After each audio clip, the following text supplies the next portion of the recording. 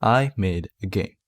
Making a game. In the process of making a game. And you might be wondering, DC, why are you making a game? I actually been wanting to make a game for a while, and I've tried doing it on Roblox, but it just didn't really work. So this opportunity sprung up because Pirate Software is hosting a game jam.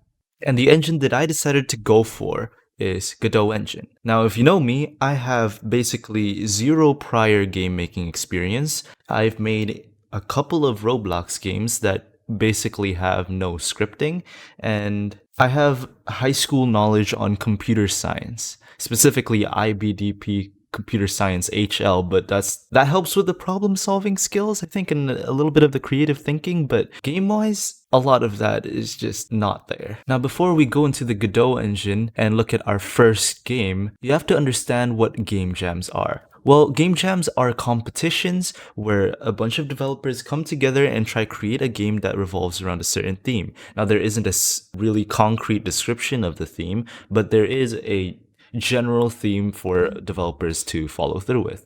And for this game jam, it is only one, which again can be interpreted in a lot of different ways. And to hold myself accountable and also have the motivation to go through the 14 days of trying to create a game, I conjured up a team. And this team consists of one lead artist that is in charge of making the sprites, an artist that is in charge of making the backgrounds, foreground, and tiles, which also helps with the coding a little bit, as well as the UI, and me, which is just the lead developer of about all the combat mechanics, the switching of the scenes, and the general playthrough mechanics of the game.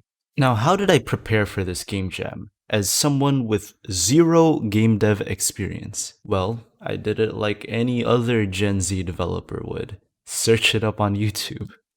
I went for Godot tutorial, and it's right there. How to make a video game, Godot beginner tutorial. And then I went through this entire process, which basically amends the basic skills that you need for becoming a Godot beginner developer. And I should have probably looked at this, but I didn't. And I went ahead and created my first game. So all these scripts right here are pretty basic information, and you have the scene of the game right here, and when you press play, all these tiles and assets are from the tutorial. You might have heard that, but that was me. I decided if I could make this game more interesting, I made the guy front flip every single time that he jumps, and also made all the sound effects myself.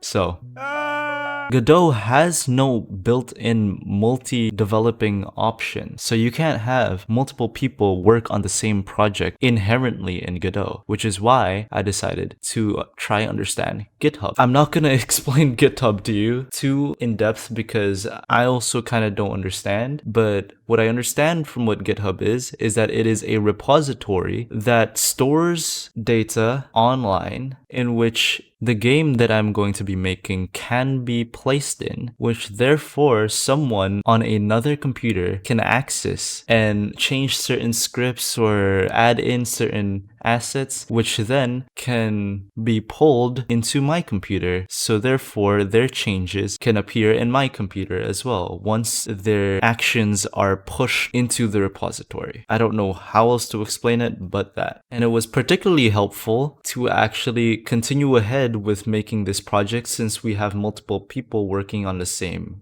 game in Godot. Had I known about another game engine that could have probably supported multi-developing, I might have chosen that one instead, but so far, I think it's going fine. Now here's what the game looks like on the first day, and it might not look like much, but I think this was quite a lot more than I was anticipating to make in the first day, since we got the main menu done, then we got the enemy setup, and we got the player setup, as well as kind of the tile map. It kind of ended up something like this.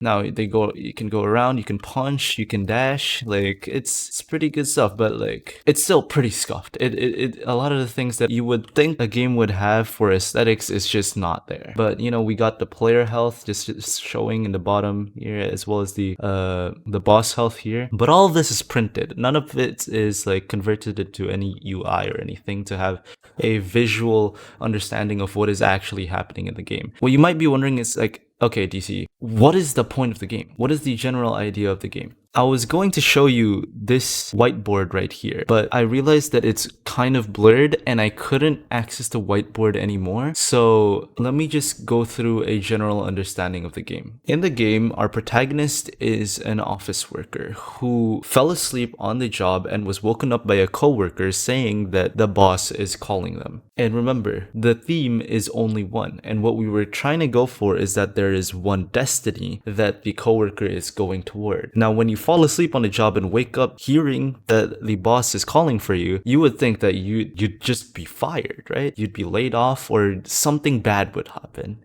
You would get a pay in your cut or something really bad has occurred to you because you fell asleep on the job. Perfectly normal corporate stuff, right? And so when we're going through the game, we battle the coworkers. And what I mean is that there's this internal battle in our protagonist's head against the coworkers in mind that start talking to him. And so we were trying to go for a Hollow Knight-esque kind of boss battle, sort of, for each coworker and then the boss, but also that there are going to be 3 endings in the game. The main 2 endings is that the protagonist goes into the boss room and fights with the boss in his head to talk to him. The second ending is that the guy goes home. Someone, like his wife, has been called to congratulate their husband that they got a promotion. And I forgot to say, like, the ending 1, once you talk to the boss, they're gonna give you a promotion. The third ending we haven't completely set on yet, since that's still in a work in progress, and we don't have a name for the game.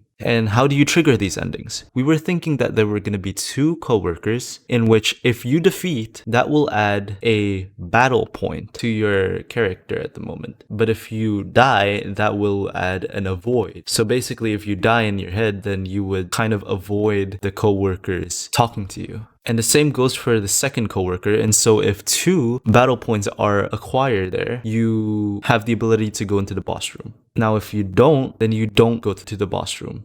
If you have 2 avoidance points, you know. And if it's 1-1, then that's the third ending, which we're still going to be working on. The first and the second day, we kind of just ended up with something like this, where there's a main menu, and these are the gameplay aspects of it. Now, our artist is still working on like the art right now, but they decided to also create some prototype art for us to work with when just implementing the assets in the game. And then this is day 3, I think. Is it day 2 or 3? I kind of forgot. Basically, we added some audio into the game, you know, some progress bars, which show the boss health and some music. We can click start game, also some sound effects. And a talking feature. Now, I will not get into how difficult this was to actually implement into the game, but oh my goodness, for someone with absolutely no experience, it was a nightmare. And it talks like Undertale. And that's my voice, by the way. And right when you're hitting the person, I mean the boss, they get slightly hit back. Now, we don't have a hit animation or a health bar for the player yet, but yeah, this is some progress, you know? And yeah, okay, we got a few bugs here, but it's alright, I swear. Let's go to the scripts tab and look at all our scripts. Now we have the player scripts and dialogue script. Oh wait, no, these all mean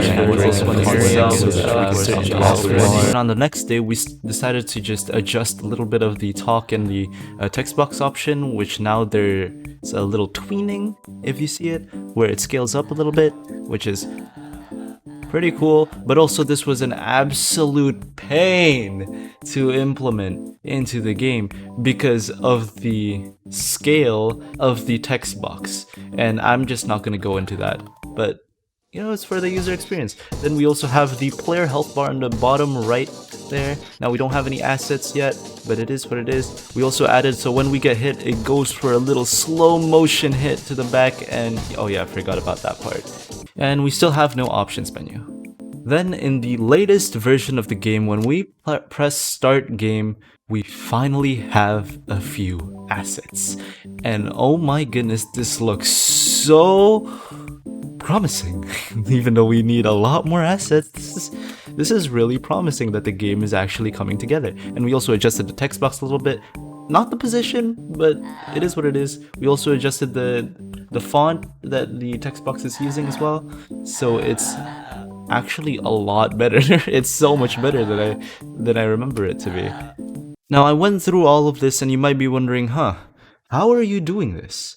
Well, I go to YouTube and just search through the specific aspect of the game that I want to implement into my game, and then just tweak a little bit of the code so that it fits my game a little bit more, and try to understand every line of code that I'm actually putting in, or else when I come back to it, I'm just not gonna know what I'm doing. And at certain times, trust me, it feels like I don't know what I'm doing, because everything just starts molding into each other. And I know people say, hey, maybe you should put a hashtag and put some notes on it, and you might be right, but I get too lazy. You might be wondering, hey DCE, why are you making this video? Aren't you like a gaming channel? And what I say to that is, no, I'm a variety channel actually, and I can post whatever I want, whenever I want. Blue Mammoth Games, I'm looking at you. I'm coming for you. Also, this devlog is totally not just to fit into my upload schedule. I'll catch you guys in the next one. Like, subscribe, notification bell, you know it. Goodbye!